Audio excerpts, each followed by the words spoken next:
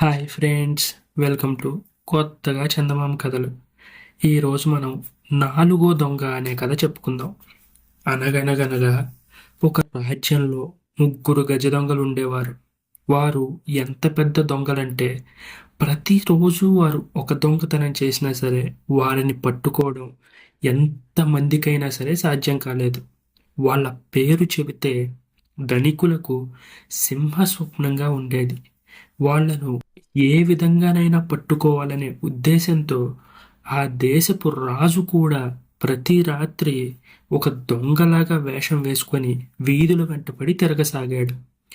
ఈ విధంగా కొన్ని రాత్రులు తిరగ్గా ఒక చీకటి రోజు రాత్రి రాజుకు దొంగలుండే స్థలం గురించి తెలిసింది.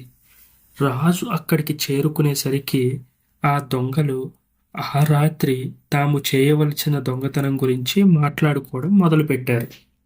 కొత్త దొంగను చూడగానే మొదట పాత గజ దొంగలకు కొంత అనుమానం కలిగింది. బాబు, ఎవరు నువ్వు? అసలు ఇక్కడికి ఏ పని మీద వచ్చావు? నీకు ఏం కావాలి అని ప్రశ్నల మీద ప్రశ్నల వర్షం కురిపించారు. అప్పుడు రాజు, నేను కూడా మీలాగా ఒక దొంగనే. ఈ ప్రాంతాల్లో మీరు చాలా గొప్ప దొంగలని మంచి పేరు ప్రఖ్యాతులు ఉన్నాయి. అవి విని మీకు నా శక్తి చూపిద్దామని ఇలా వచ్చాను అన్నాడు రాజు. అప్పుడు ఆ దొంగలు పగలబడి నవ్వారు. మా శక్తుల గురించి నీకు ఏమైనా తెలుసా అని అడిగారు. అప్పుడు రాజు, అయ్యా బాబు, నాకేమీ తెలియదు. దయచేసి మీరు చెప్తే నేను విని తెలుసుకుంటాను అని జవాబిచ్చాడు. మొదటి దొంగ, నేను ఎంత లావు తాళాన్నైనా సరే పూచిక పుడకతో తీసేయగలను అని జవాబిచ్చాడు. వెంటనే రెండో దొంగ, నేను మాత్రం ఏమైనా తక్కువ తిన్నానా? నేను భూమికి చెవి పెట్టి ఆలకించానంటే డబ్బు ఎక్కడ ఉందో ఇట్టే పసిగట్టేయగలను అని జవాబిచ్చాడు. అప్పుడు మూడో దొంగ, వీరిద్దరికంటే నాకు ఉన్న శక్తే చాలా అపరిమితమైన శక్తి. ఒక్కసారి చూసిన మనిషిని వాడు ఏ మారువేషంలో ఉన్నా సరే నేను పోల్చుకోగలను. అందుకే మేము ఇంతవరకు దొరకకుండా దొంగతనాలు చేయగలుగుతున్నాం అని జవాబిచ్చాడు మూడో దొంగ. ఇంతకీ అసలు నీకున్న శక్తి ఏంటి అని ముగ్గురు దొంగలు కలిసి రాజుని ప్రశ్నించారు. అయితే దొంగలు ఒక్కసారిగా అడిగిన ఈ ప్రశ్నకు ఏం జవాబు చెప్పాలో రాజుకు ఏమీ తోచలేదు. అందుచేత ఆయన ఈ విధంగా నోటికొచ్చినట్టు చెప్పేశాడు. నేను బొటనవేలు కిందకి దించానంటే చాలు, ఎవ్వరినైనా సరే యమలోకానికి ఇట్టే పంపేయగలను. అలాగే చూపుడు వేలు పైకి ఎత్తానంటే చాలు, చావడానికి సిద్ధంగా ఉన్న వాళ్ళు కూడా బతికి బయటపడతారు అని చెప్పాడు. ఈ మాట విని ముగ్గురు దొంగలు ఎంతగానో సంతోషించారు. ఎట్టకేలకి తమ స్థాయి శక్తి సామర్థ్యాలు కలవాడు, తమ అంత తెలివైన వాడు తోడుగా వచ్చాడని వారు సంబరపడ్డారు.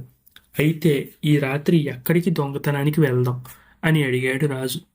నీ ఇష్టం, నువ్వు కోరుకున్న చోటికి మనం దొంగతనం చేయడానికి వెళ్దాం. అక్కడ మా శక్తి సామర్థ్యాలు ఎలా ఉన్నాయో నువ్వే చూద్దువు గాని అన్నారు దొంగలు. అయితే ఒక పని చేద్దాం, మనందరం కలిసి రాజుగారి ఖజానా కొల్లగొడదాం అని అడిగాడు రాజు. దీనికి మొదట దొంగలు తటపటాయించారు. రాజుగారి ఖజానాకు బందోబస్తు ఎక్కువగా ఉంటుంది, దొరికిపోయే అవకాశాలు ఎక్కువగా ఉంటాయి, దొరికితే ఏకంగా మరణశిక్ష పడుతుంది. కాబట్టి ఒకసారి ఆలోచించు. అది కాకుండా వేరే ఏ ప్రదేశం అన్నా అయితే మనందరి ప్రాణాలకు మంచిది అని ముగ్గురు దొంగలు జవాబిచ్చారు. అయితే రాజు మాత్రం ఒప్పుకోలేదు. ఏమైనా తేడా జరిగితే నేను మీ అందరినీ కాపాడుతాను, కాబట్టి ఈ రాత్రికి మనం రాజుగారి ఖజానా ఖచ్చితంగా కొల్లగొట్టి తీరుతున్నాం అని కరాఖండిగా చెప్పేశాడు దొంగ వేషంలో ఉన్న మహారాజు. దీంతో ఎలాగైతే అలా అయిందని నలుగురు కలిసి రాజప్రాసాదానికి బయలుదేరారు. కాపలా కాస్తున్న వాళ్ళ కంట పడకుండా లోపలికి చేరారు.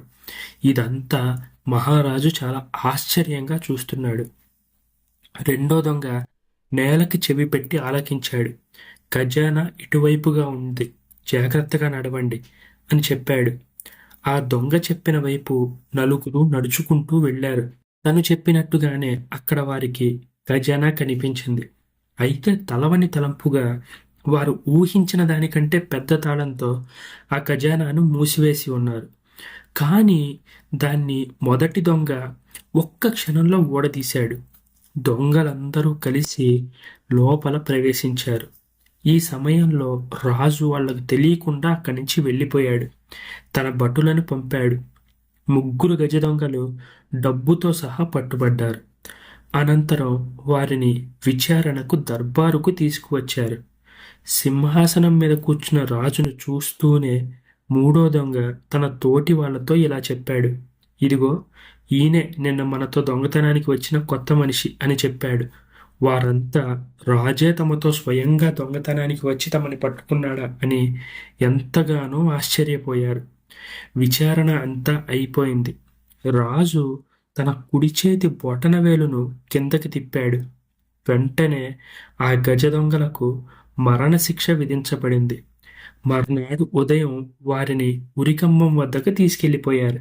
అప్పుడు అక్కడికి ఉరితీసే అధికారి వచ్చి, మీ ఆఖరి కోరిక ఏమిటి అని ఆ ముగ్గురు దొంగలను అడిగారు. అప్పుడు రాజుగారిని మేము ఒకే ఒక ప్రశ్న అడగాలి, అదే మా ఆఖరి కోరిక, అంతకు మించి మాకు ఎటువంటి కోరికలు లేవు అని జవాబిచ్చారు దొంగలు.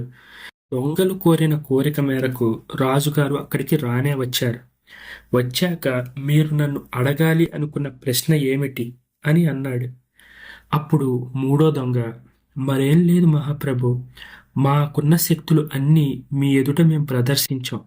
మీ శక్తులను గురించి మాకు 2 విషయాలు చెప్పారు, కానీ అందులో కేవలం ఒకటి మాత్రమే ప్రదర్శించారు. రెండవది కూడా మీరు ప్రదర్శిస్తే దాన్ని చూసి సంతోషించి ప్రాణాలు కోల్పోవాలనేది మా కోరిక అన్నాడు మూడో దొంగ. రాజు ఆ కోరిక వెనకున్న అంతరార్థాన్ని అర్థం చేసుకున్నాడు. ఇప్పుడు తన శక్తిని చూపించడానికి చూపుడు వేలు పైకెత్తితే ఆ ముగ్గురికి ఉరిశిక్ష రద్దవుతుంది. అలా వారు ముగ్గురు ప్రాణాలతో బయటపడతారు. ఇలా తనని తెలివిగా ఇరికించారని రాజుకు అర్థమైంది. వారి తెలివితేటలు రాజును అబ్బురపరిచాయి కూడా. వెంటనే రాజు చిరునవ్వు నవ్వి తన చూపుడు వేలును పైకెత్తాడు. ఆ తర్వాత రాజభటులు వచ్చారు. గజదొంగల కట్లు విప్పేసి వారందరినీ ఉరికంబం నుంచి దించేశారు. అనంతరం రాజు వారి నైపుణ్యాలకు మెచ్చి వారికి తన కొలువులోనే ఉద్యోగాలిచ్చాడు. ఆ తర్వాత ఆ గజదొంగలు దొంగతనాలన్నీ మానేశారు. రాజు దగ్గరే కొలువుంటూ రాజుగారి పట్ల ఎంతో భక్తిగా కాలం గడిపారు.